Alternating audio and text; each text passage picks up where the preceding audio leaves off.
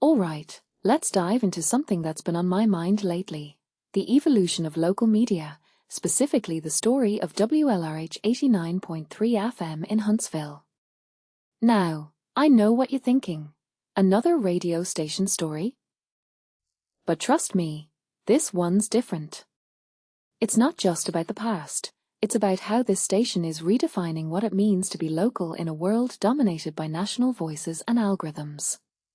Personally, I think this story is a masterclass in adaptability and community focus, and it's got me reflecting on the broader role of local media in our lives. Here's the hook. Imagine a photo from 1976, 14 people in a lobby, suits and skirts, smiling nervously because the next day, they're launching Alabama's first full-service public radio station. Fast forward 50 years, and that same station is not just surviving but thriving by completely reinventing itself. What makes this really interesting is how they've managed to stay relevant in an era where media is constantly evolving. It's not just about broadcasting, it's about connecting with the community in a way that feels authentic and meaningful. Now, let's talk about the challenges. In 2025, Congress slashed over $1 billion in funding for public media. For a station like WLRH, which relies heavily on listener support and community ties, this was a massive blow. But here's where it gets fascinating.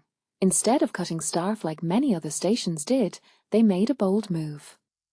They dropped NPR programming, a huge decision, considering NPR has been a cornerstone for decades, and doubled down on local content. In my opinion, this was a risky but brilliant strategy. It's easy to rely on national content, but what this really suggests is that local media has the power to fill a void that national programming can't. What many people don't realize is that local media isn't just about reporting the news, it's about telling the stories that matter to the people who live there. WLRH expanded their local programming from 32% to 72% of their schedule. Shows like Tennessee Valley Mornings and the Curiosity Squad aren't just programs, they're conversations. They're about scientists, educators, and everyday residents sharing their experiences. One thing that immediately stands out is how these shows create a sense of belonging.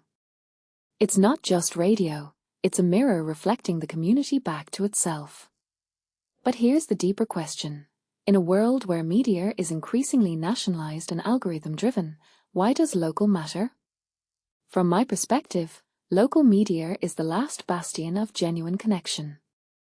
It's where you hear your neighbor's voice, not a corporate script. It's where the scientist, the retiree, and the young professional can all find something that resonates. What this really suggests is that local media isn't just a relic of the past, it's a radical act in the digital age.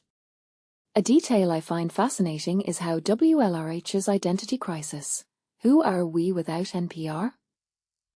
led to a rediscovery of their purpose. They didn't just survive, they thrived by leaning into what makes them unique.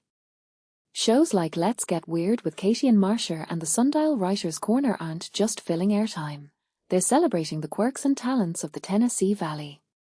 If you take a step back and think about it, this is what media should be, a platform for discovery, not just consumption. So, what's the takeaway? Personally, I think WLRH's story is a reminder that media doesn't have to be about scale or reach, it can be about depth and connection. It's about linking arms with the community and finding a way through, no matter the challenges. As we look to the future, I can't help but wonder, how many other stations or platforms could benefit from this approach? What if we all prioritized local voices over national noise? This raises a deeper question. What does it mean to truly serve a community in the digital age? Here's to 50 more years of WLRH, and to the countless other local stations out there fighting to keep their communities connected.